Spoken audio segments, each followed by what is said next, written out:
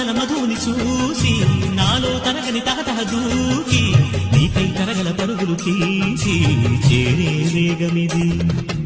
ఆరారు కాలాల వర్ణాలతో నీరాజనం నీకు అందించనా, ఏడేడు జన్మాల బంధాలతో ఈనాడు నీడు పండించనా. మరి